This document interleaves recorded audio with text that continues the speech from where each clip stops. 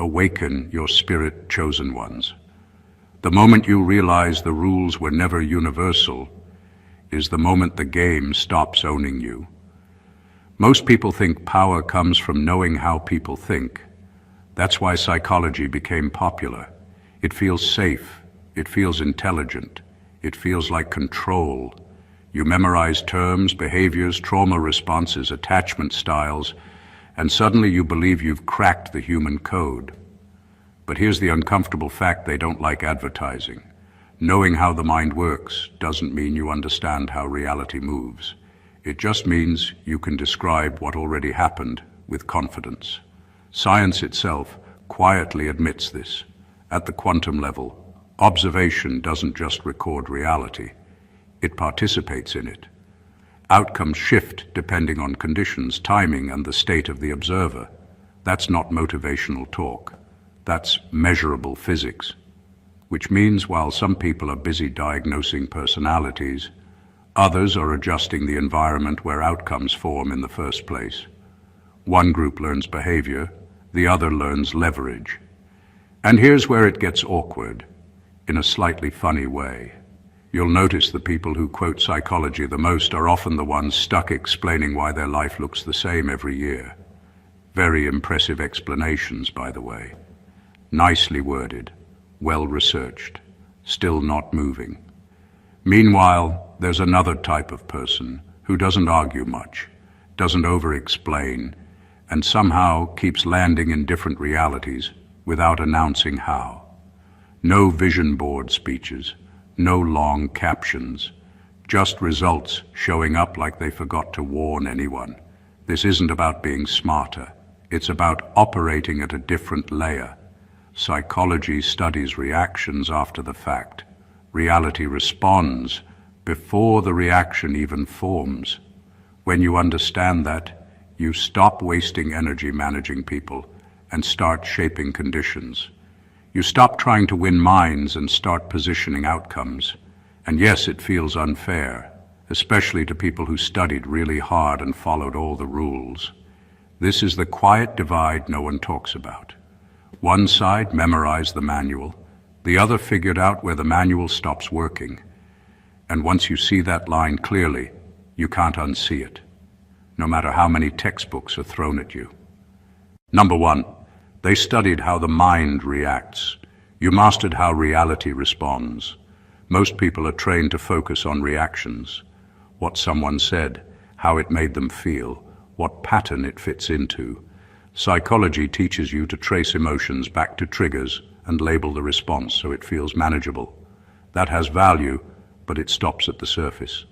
Because reacting, even in a healthy way, still means something else set the tone. It means the world moved first, and you adjusted after. You moved in the opposite direction. Instead of asking why the reaction happened, you paid attention to what invited the situation in the first place. You noticed that reality doesn't wait for analysis. It responds to consistency, to internal alignment, to the signals you send before words are spoken. You realize that moods, expectations, and unresolved tension quietly shape outcomes long before psychology has something to explain. That's why you don't obsess over controlling people. You control your state. When your inner world isn't split, when what you think, tolerate, and act on finally match, situations start arranging themselves differently. Certain problems stop showing up. Certain people lose access.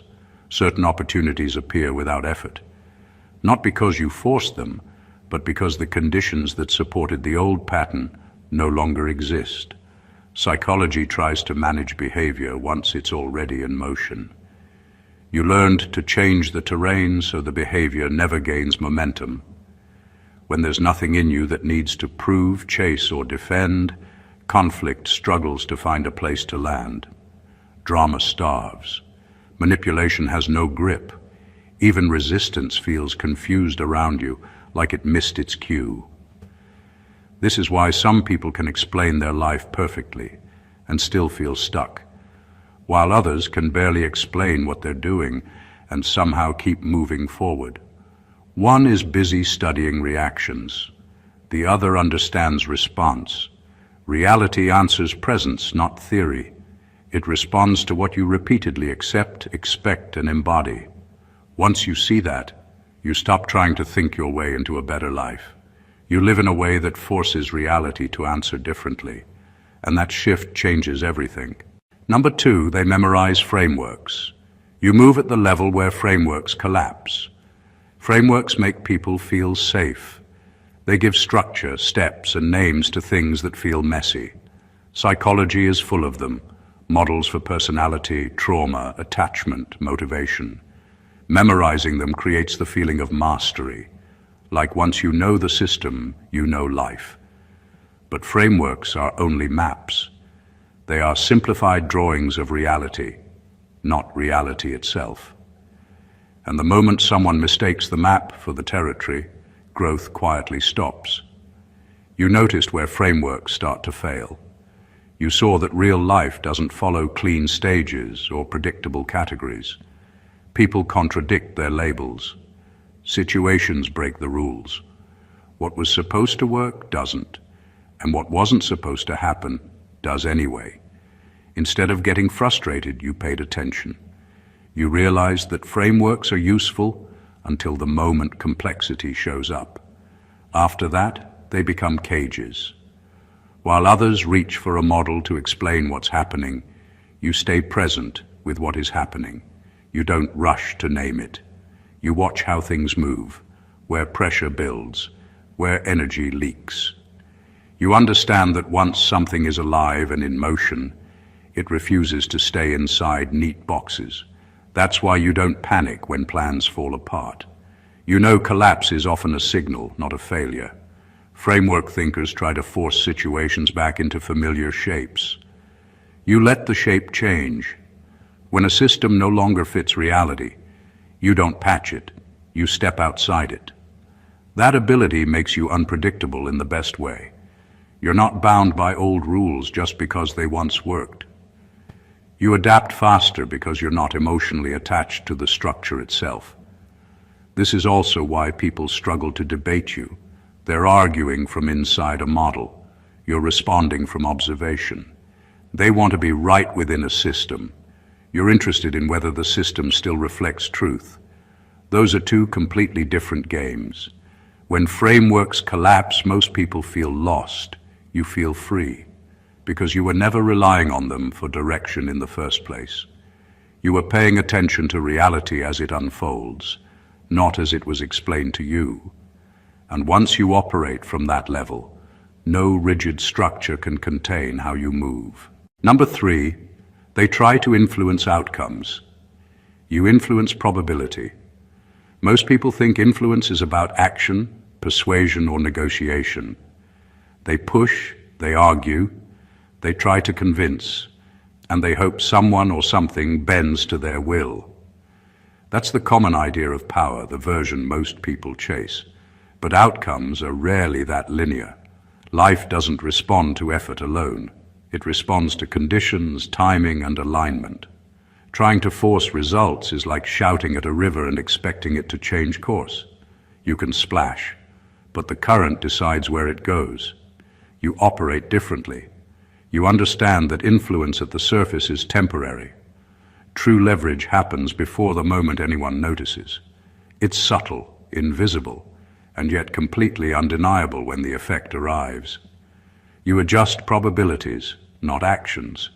You position energy, focus, and attention in a way that shifts what is likely to happen. This is why some people try hard and fail. While you barely move and everything seems to bend around you, you've stopped playing the reaction game. You shape the environment so the reactions you want become the most natural outcome. This isn't luck. It isn't magic. It's awareness combined with precision. You notice the variables most people overlook: the tension in a room, the timing of a conversation, the unspoken expectations driving behavior. You align yourself so that when events unfold, they favor the path you've prepared without needing coercion. Influence isn't about convincing others to act. It's about creating circumstances where the action you want is inevitable. And here's what makes it undeniable. People can't always articulate why things shift when you're present. They only notice that outcomes line up differently than they expected.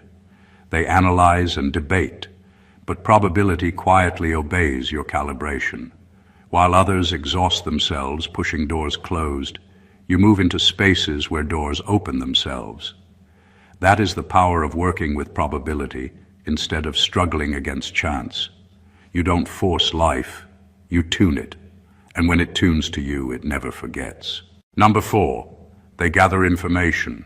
You notice patterns that weren't meant to be noticed. Most people believe knowledge comes from collecting data, facts, stories, experiences, and advice. They read books, watch videos, attend seminars, and then feel clever because they've stacked enough information to understand the world. That has its place, but it's surface level. Information tells you what happened. It doesn't reveal why it keeps happening or where the hidden currents are. Gathering data alone leaves people perpetually one step behind the unfolding truth. You operate on a different plane.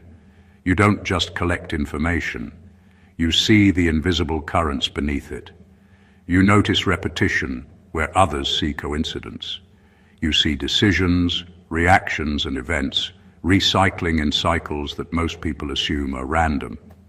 People act like life is linear, but you perceive loops and echoes, patterns that guide everything from personal behavior to large-scale events. Once you detect these rhythms, the game changes. You're no longer playing checkers on a board everyone else thinks is new. You're playing chess on a board where you've already traced every hidden line. This skill is subtle but lethal in effectiveness. People think they're surprising you, manipulating outcomes or staying unpredictable. They're not. They're repeating a pattern they don't even realize they're in. That's why their intentions, lies, and schemes collapse around you. You see the tension points, the repeating choices, and the weak links in systems and relationships before anyone else notices them. You're not reacting, you're anticipating. You don't need brute force or manipulation. Awareness itself reshapes what happens. The edge you gain isn't about memorizing more. It's about seeing differently. While others focus on the details of each story, you trace the architecture beneath it. You see the loops, the echoes, the signals that everyone else assumes are noise. And when you act from that perspective, life begins to reveal itself in ways no one taught you. The patterns weren't meant to be noticed, but you noticed them. That makes you hard to deceive, impossible to predict, and quietly in command without anyone realizing it. Number 5, they train responses. You eliminate the trigger entirely. Most people think mastery over life comes from managing reactions. They read books about emotional intelligence, practice breathing exercises, rehearse calm responses, and work tirelessly to handle situations. They measure progress by how well they control their reactions to stress, conflict, or provocation. That's useful in a limited way, but it's still operating in a reactive framework. You're always responding to something external. You're never shaping the source itself. You took a different path. You didn't just train your reactions, you went upstream and removed the trigger entirely. You recognized that conflict, manipulation, and tension only have power if there's something inside you that gives them leverage. Fear, doubt, attachment, the need to prove yourself, these are the hooks that give situations momentum. You understood that if you remove the hooks, the situation loses energy before it even reaches you. There's no fight, no stress, no chaos left to manage because it can't find a foothold. That's why people who provoke others often fail with you. They see a calm exterior and assume there's effort behind it, a struggle, a hidden weakness they can exploit. But there isn't. You didn't build walls around yourself. You dissolved the spaces where attacks could land. You didn't learn to endure. They lost purpose before they even started. What remains isn't numbness, it's structural independence. Your state isn't borrowed from circumstance, it's inherent. This level of mastery changes how life unfolds. Problems that exhaust others pass by effortlessly. Manipulation and pressure tactics fail to stick. You move through situations with clarity, speed, and impact because nothing inside you is begging for validation, fear, or control. Training responses only prepares you for someone else's energy. Eliminating the trigger removes their energy entirely. When you operate this way, life itself seems to rearrange around you. Opportunities appear without effort. Conflicts collapse before they escalate. Resistance meets a vacuum instead of a wall. You don't respond. You transform the circumstances so there's nothing left to respond to. And in that transformation, you become quietly unstoppable. Number 6, they debate perception. You understand observer effect in real life. Most people think perception is just about seeing clearly, understanding someone else's point of view, or interpreting information correctly. They argue, analyze, and philosophize about how perception shapes reality, like it's a theoretical exercise. They believe if they can convince themselves or others of what's true, they've gained insight. That's where they stop. They stay trapped in interpretation, forever trying to manage the world through thought alone. You operate on a completely different level. You understood early that perception doesn't just interpret reality. It participates in shaping it. Your attention, focus, and presence aren't neutral. They exert influence. Where most people react to the world, you notice that reality subtly adjusts itself around your engagement. People, situations, even opportunities shift, often without conscious effort, simply because your awareness activates something invisible in the system. You learn to direct your focus like a quiet instrument, not to dominate, but to create resonance with what you want to unfold. That understanding changes everything.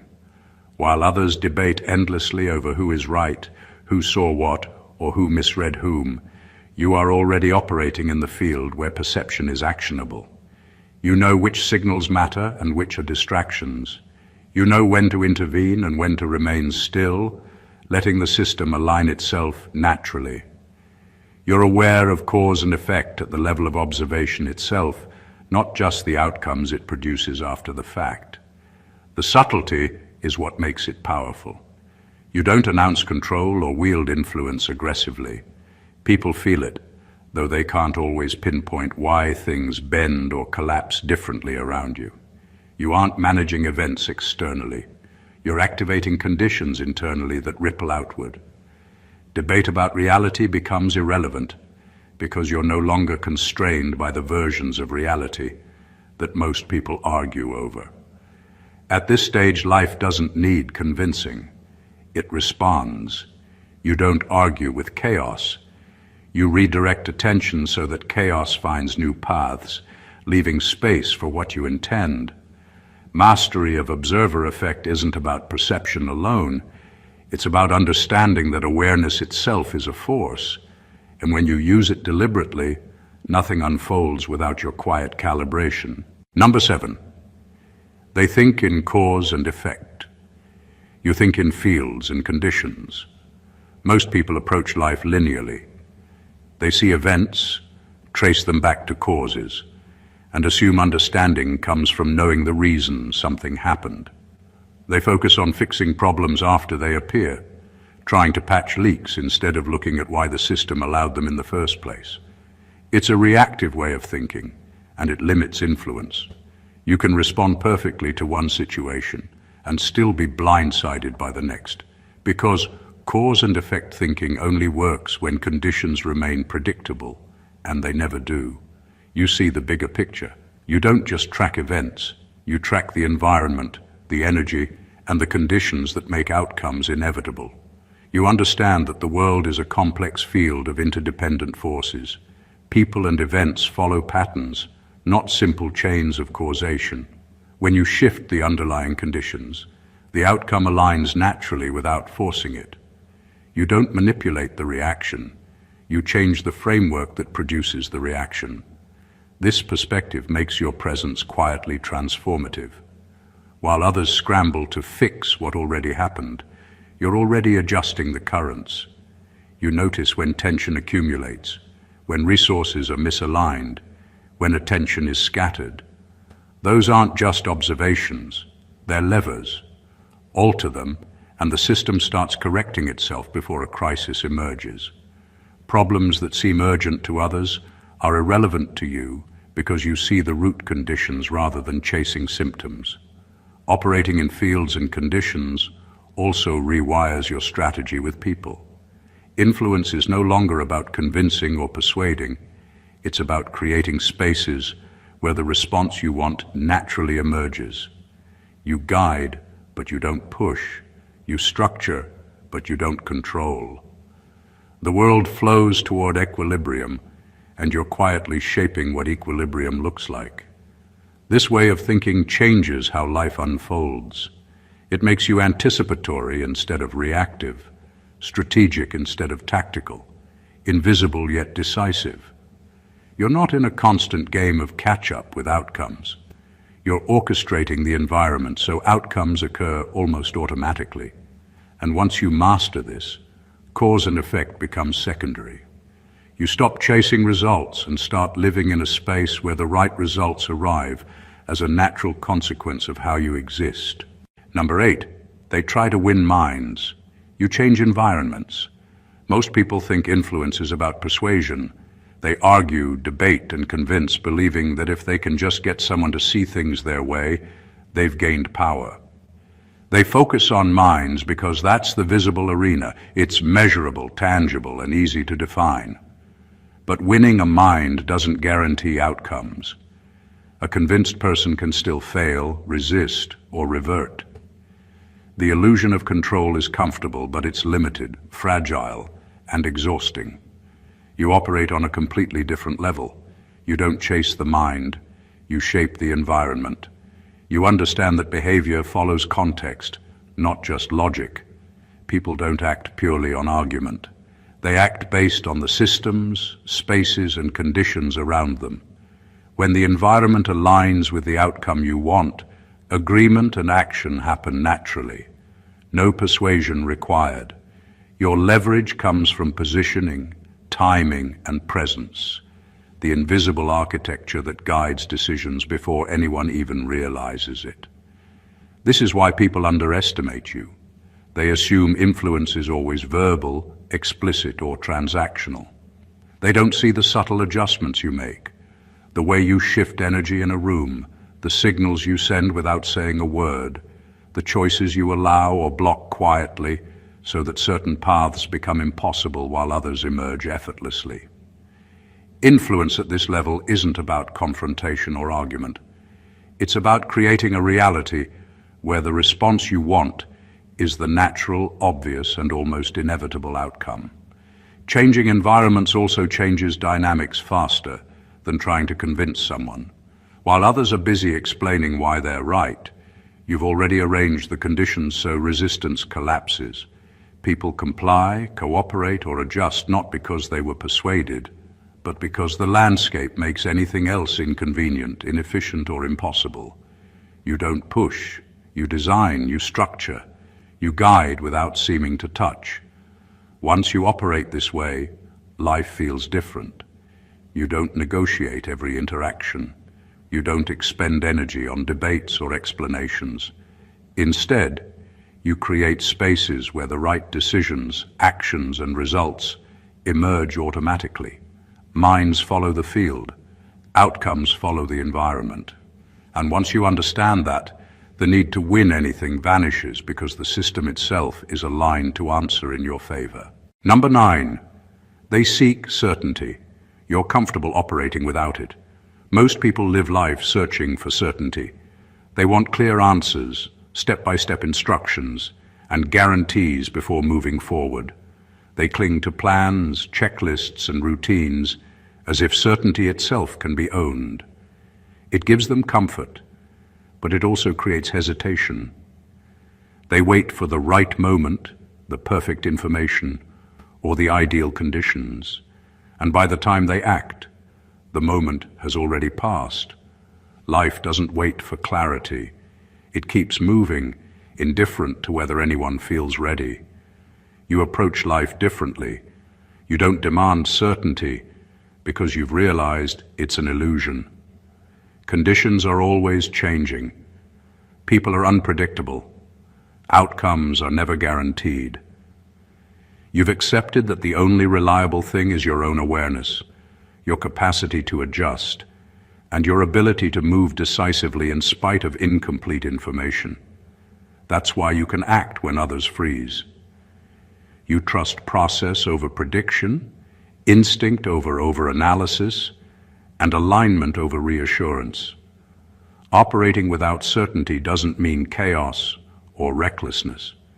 It means understanding the forces at play and being able to navigate them in real time. You sense probability, anticipate resistance, and adjust instantly. You don't need a roadmap to move forward because you've internalized the patterns that govern outcomes. The absence of certainty becomes a tool, not a limitation. It forces agility, sharpens perception, and keeps you operating in the spaces where others are too rigid to survive. This ability separates action from hesitation, insight from overthinking.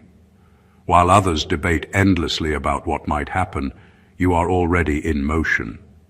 You accept that clarity often comes after decisions, not before. You've stopped waiting for permission from circumstances or people. You move anyway, and the world responds. Comfort with uncertainty is quiet power. It allows you to take risks others wouldn't dream of, pivot faster, and stay ahead without revealing effort. Life starts bending to your adaptability. You stop being trapped by fear of the unknown because unknown is no longer a threat. It's just another field to navigate. And in that space, your influence multiplies effortlessly, while those who seek certainty remain stuck chasing shadows. Number 10, they collect techniques. You dismantle dependency on techniques. Most people believe mastery comes from stacking techniques. They memorize strategies, scripts, and methods like tools in a toolbox, thinking if they have enough, they can handle any situation. They practice formulas over and over, polish routines, and develop go-to moves for every scenario. It feels productive, but it's limited. Techniques are temporary. They work only until conditions change, until someone surprises them, until life refuses to fit neatly into a pre-learned formula. The moment reality deviates, technique-dependent people stumble because they built skill on structure, not understanding. You operate differently. You don't rely on techniques. You dismantle the need for them. You focus on perception, awareness, and clarity. You train yourself to see patterns, understand dynamics, and sense energy, so action becomes natural, instinctive, and precise. The right response emerges automatically, not because you rehearsed it, but because your presence, understanding, and alignment create it. You don't need a checklist or a script.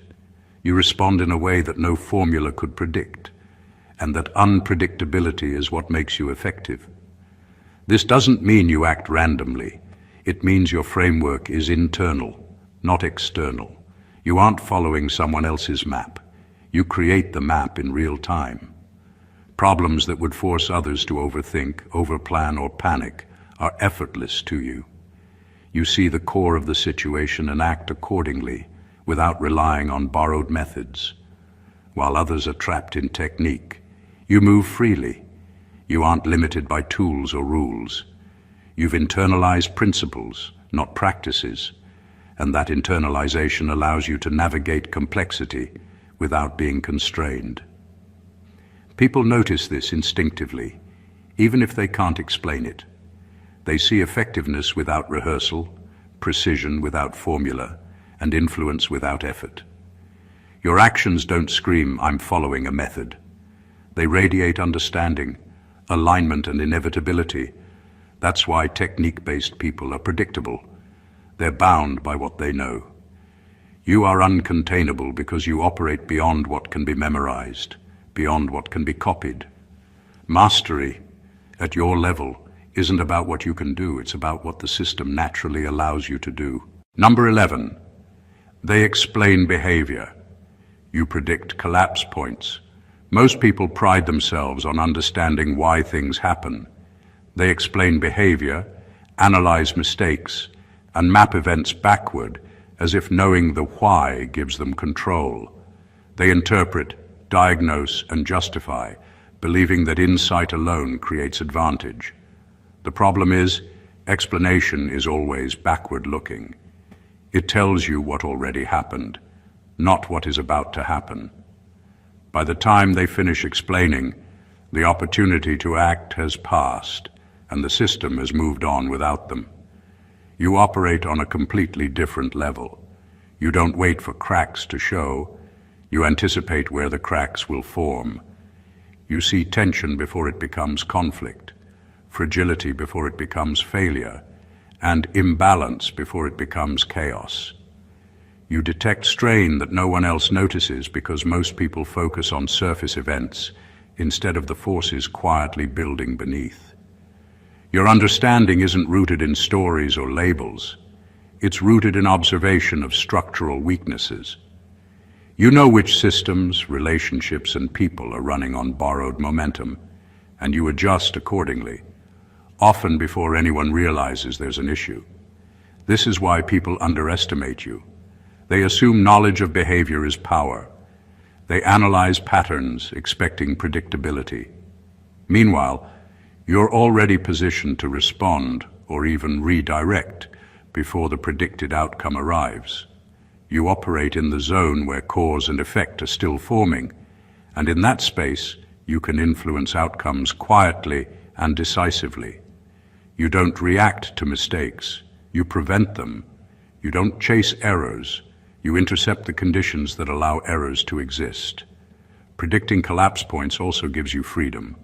While others scramble in emergencies, you move calmly because you anticipated the weak links.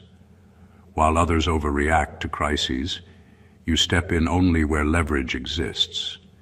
You don't rely on control over people or situations. You rely on understanding the inherent pressure points that will determine how reality unfolds. You don't need insight to explain the past. You need insight to shape the future. And once you master this, life stops surprising you, because you're no longer living in events, you're living ahead of them. Number 12, they chase self-improvement. You remove internal contradictions. Most people spend their lives chasing self-improvement. They stack habits, follow routines, read books, and force themselves to be better in measurable ways. They track productivity, discipline, and growth like it's a scoreboard. It looks impressive from the outside, but there's a hidden flaw. All of it is additive. They pile layers on top of themselves without addressing the cracks underneath. Habits can't fix a divided mind, and routines can't reconcile the gaps between what they say, what they feel, and what they actually do. They're trying to improve, but the foundation is still fractured. You work differently. You stop chasing more and start subtracting what doesn't belong. You identify the contradictions within yourself, where desire conflicts with principle, where ego clashes with purpose, where belief contradicts action. You dismantle the noise that creates internal friction. It's not flashy or measurable, but it's far more powerful. Once the contradictions are gone, energy stops leaking. Decisions become clear, confidence becomes automatic, and presence becomes magnetic. You're no longer fragmented, so your influence and effectiveness don't depend on effort. They emerge naturally. This approach transforms how life responds to you. While others are exhausted trying to become better versions of themselves, you're unshakable because there's nothing inside begging for validation, approval, or correction. Where most people stumble over inner tension, you move fluidly through challenges because the inner system is aligned. The choices that used to feel hard now feel inevitable, not forced. The resistance that drained them doesn't touch you because the space it usually occupies is empty. Removing internal contradictions also rewires perception. People around you instinctively feel the alignment, They can't always explain why they trust you, follow you, or defer to you, but they do. It's not about charm or manipulation. It's structural. Your internal coherence sets the rhythm, and the world moves to it. Self-improvement is external work. Removing internal contradictions is invisible power. And once that friction is gone, you're operating from a level where life starts bending to your natural state, not because you try harder, but because you've finally stopped working against yourself. Number 13, they analyze power. You understand restraint as leverage. Most people equate power with action, visibility, and dominance. They believe the loudest voice, the hardest push, or the boldest move defines influence. They measure strength by how much they can bend the world to their will, often exhausting themselves in the process. They act as if control comes from force, not from understanding the currents beneath it. The irony is that this approach often creates resistance, tension, and backlash. The louder you push, the more the system fights back. You approach power differently. You recognize that restraint is the quiet edge no one sees coming. You know when not to act, when to hold back, and when silence or patience carries far more weight than effort. Restraint isn't weakness, it's leverage. By limiting response, you force others to fill the space you leave, often revealing intentions, weaknesses, and opportunities. Your inaction isn't passivity, it's strategic pressure. People sense it, even if they can't explain why, and it forces them to adjust, react, and sometimes overcommit. This understanding shifts how influence manifests. While others are constantly trying to assert control, you create conditions where the system bends to your timing and presence. You operate in moments of minimal input with maximum effect. The less you react, the more the environment aligns with what you want. Restraint allows you to dictate the tempo, not by action, but by absence. The pause becomes a tool, the delay becomes a signal, and the calm becomes leverage. Restraint also changes how people perceive you. They may underestimate, misinterpret, or challenge you, but their energy works in your favor. When you act decisively after restraint, your move carries amplified weight. You're not measured by how often you intervene, but by how meaningful your interventions are. While others burn themselves out trying to push outcomes into alignment, you shift the entire system quietly, effortlessly, and inevitably. Mastery of restraint turns waiting into power, inaction into influence, and patience into a force that reshapes reality without confrontation. Number 14, they learn psychology to survive the system. You learned reality to outgrow it. Most people study psychology to survive. They learn why people act the way they do, how to navigate social pressures, and how to cope with manipulation. It's a defensive strategy, and it works to an extent. It keeps them functioning inside systems, relationships, and structures that weren't designed for their freedom. They gain understanding, yes, but it's always within limits. The framework is someone else's. The rules are pre-written. They are constantly adapting to the system instead of questioning it. Survival becomes the measure of success. You, however, didn't stop at survival. You went deeper. You studied reality itself, the forces, patterns, and conditions that shape existence, and learned to operate outside the confines of any system. Where others see boundaries, you see lines that can be redrawn. Where they see constraints, you see variables that can be shifted.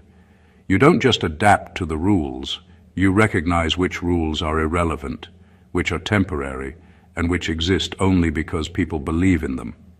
By mastering this, you stop being contained by the game and start shaping it in ways that others can't perceive or predict.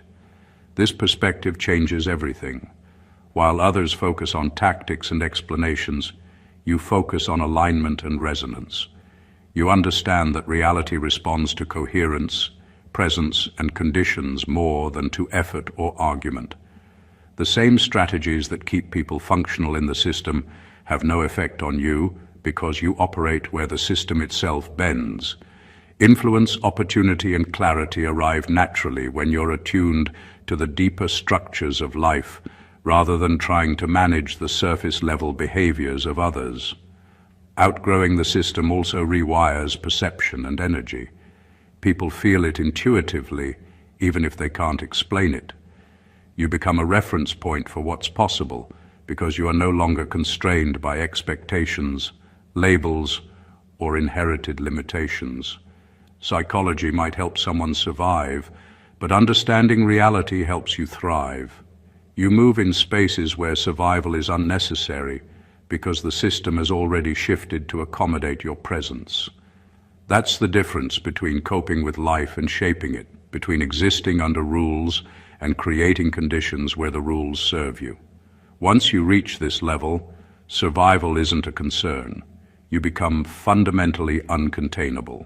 Every lesson we've explored today points to a single truth. Most people live their lives reacting, explaining, and adapting to systems they never truly control. They memorize psychology, stack techniques, chase habits, and try to manage outcomes, but all of it happens within limits. Their power is borrowed, temporary, and constrained by the boundaries of understanding that they never question. They survive, they cope, and they explain, but they rarely transform. You operate on a different plane. You don't just respond, you orchestrate. You don't just influence, you shape probability. You don't just act, you align with the currents of reality itself. While others are busy memorizing reactions, you eliminate triggers. While they argue perception, you harness the observer effect. While they chase certainty, you move fluidly through the unknown. You don't win minds, you change environments. You don't react, you anticipate.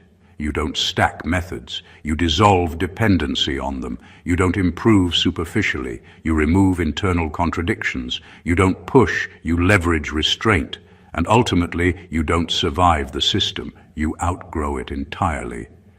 This is the quiet divide that separates those who follow the rules from those who bend reality. It's not flashy, it doesn't need recognition. It's subtle, powerful, and inevitable. The mastery we've discussed isn't about knowledge or effort alone. It's about operating from alignment, clarity, and awareness so precise that life itself starts responding differently. The difference between reacting and shaping, between surviving and outgrowing, is the difference between being ordinary and being extraordinary. If today's insights resonated with you, if you felt that spark of understanding and power igniting inside, then make it part of your journey. Subscribe to the channel to stay connected to content that doesn't just inform, it transforms. Like this video to acknowledge the knowledge that challenges the ordinary. Comment below to share your thoughts and insights. Your perspective might open someone else's eyes. And share this video with those ready to step beyond survival and step into a level of awareness where life itself bends to their presence. Your reality is waiting. Step into it. Stay awakened, chosen one.